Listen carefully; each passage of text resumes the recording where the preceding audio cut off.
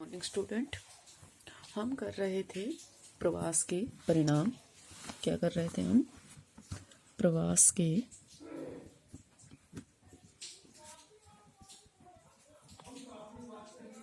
परिणाम। और हमने कितने परिणाम कर लिए थे? हमने 2 परिणाम कर लिए थे। कौन कौन से?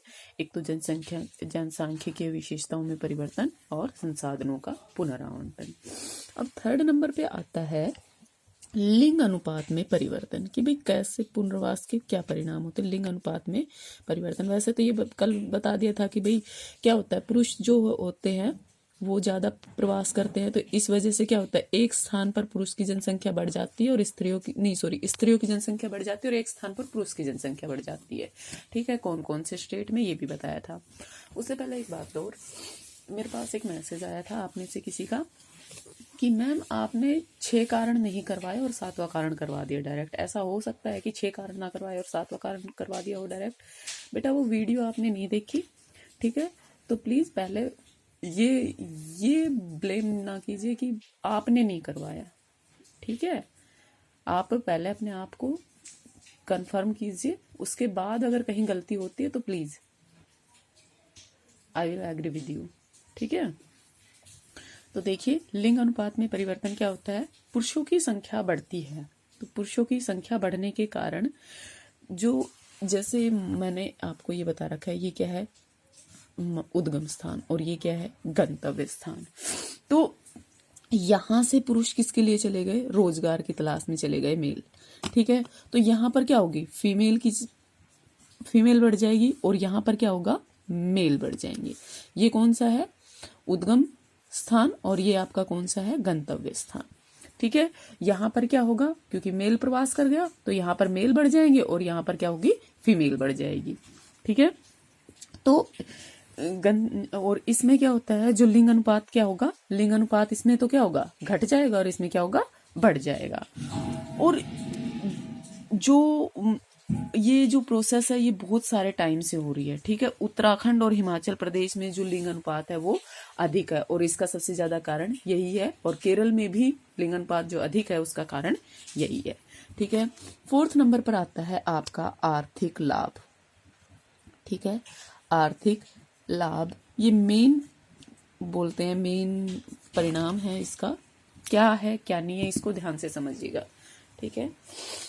देखिए, गंतव्य स्थान पर क्या होता है? प्राकृतिक संसाधनों के उपयोग के कारण, ठीक है? जहां ये गंतव्य स्थान है, यहाँ पर प्राकृतिक संसाधनों का उपयोग हो रहा है, उसके कारण जो कृषि और औद्योगिक क्षेत्र है उसमें क्या होती है? उत्पादकता बढ़ जाती है। क्योंकि ये भी तो भाई, ये यहाँ पर गया है तो काम करने के लिए तो गया है, तो ये यहाँ पर काम करेगा तो क्या होगा? उत्पादकता बढ़ जाएगी। चाहे वो कृषि क्षेत्र में काम कर रहा है या फिर किसी उद्योग फैक्ट्री वगैरह में काम कर रहा है, तो उसका क्या होगा? वहां की उत्पादकता बढ़ जाएगी। और इससे क्या करती है? जो हमारी अर्थव्यवस्था है वो क्या करती है? ग्रो करती है, बढ़ती है, ठीक है?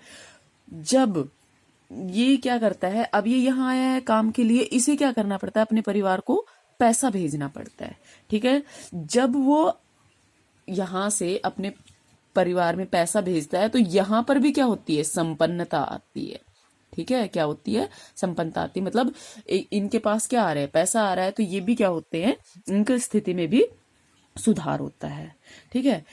लेकिन ये जो आर्थिक लाभ है, इसके ये जो आर्थिक परिणाम है, इसको आर्थिक परिणाम भी बोल सकते हैं आप, तो इनको नापा नहीं जा सकता, नापना बहुत कठिन है, ठीक है? क्यों? क्योंकि इसके मूल्यांकन में बहुत सारी समस्याएं आती है।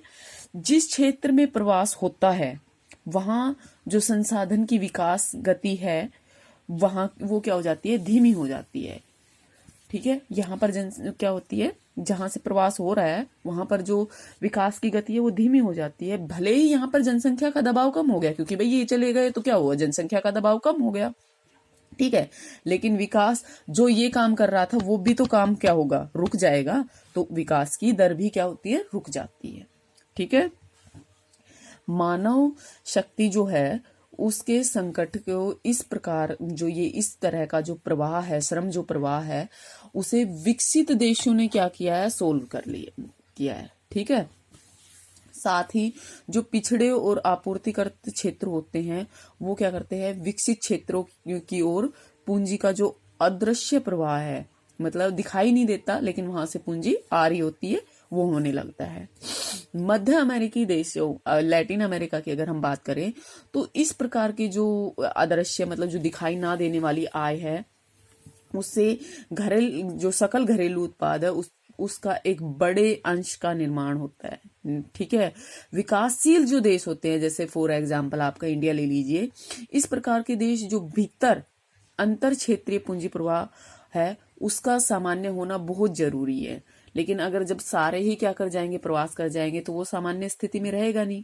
ठीक है, बिहार के जो एग्जाम्पल के द्वारा समझाती हूँ, बिहार के जो आपके प्रवासी है, ठीक है, श्रमिक प्रवासी, वो पंजाब, महाराष्ट्र और हरियाणा इन जैसे समृद्ध राज्यों में क्या करते हैं, आते हैं और वो यहाँ पर काम करते हैं और अपने गृह जो राज्य है, उनका गृह राज्य कौन सा है, बिहार है, और वहां पर वो क्या करते हैं, पूंजी भेजते हैं, मतलब पैसे भेजते हैं।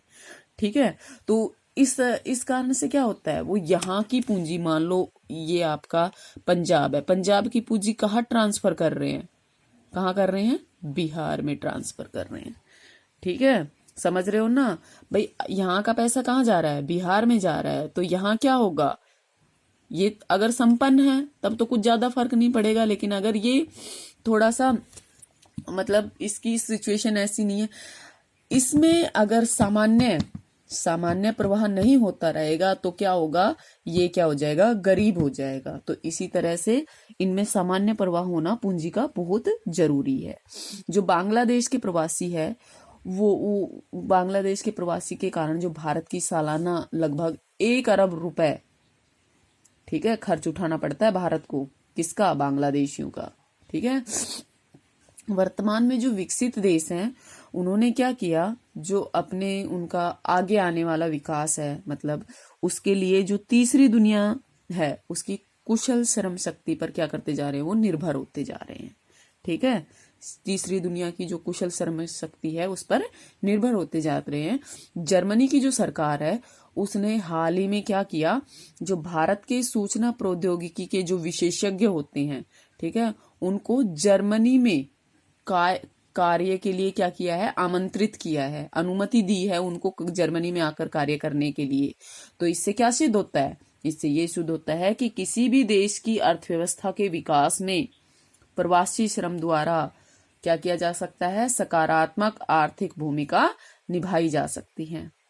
और इसी तरह से 20वीं सदी के पूर्वार्ध में, जब 20वीं सदी थी तो उसके पूर्वार्ध में यूएसए द्वारा यहूदी जो प्रवासी थे, उन्होंने देश के वैज्ञानिक विकास में बहुत महत्वपूर्ण योगदान दिया था। किसके, यूएसए के। ठीक है, और आज यूएसए क्या है, एक मतलब संपन्न देश है हर फील्ड में, चाहे वो टेक्नोलॉजी हो, चाहे वो साइंस हो, चाहे वो कुछ भी हो, संसाधन हो, रिसोर्सेज हो, सब में अच्छा है। ठीक है, तो ये जो कारण है इनको ये जो परिणाम है इनको अगर आप समझ के करेंगे तो आपको आसान रहेगा। ठीक है, और भी बहुत सारे परिणाम हैं, जैसे जातीय विशेषताओं में बदलाव है, राजनीतिक परिणाम है, सामाजिक परिणाम है, सांस्कृतिक मूल्यों में क्या बदलाव आते हैं वो है, और मनोवैज्ञानिक परिणाम जो मेन है वो है, वो हम करेंगे नेक्स्ट क्लास में। ठीक है, थैंक यू।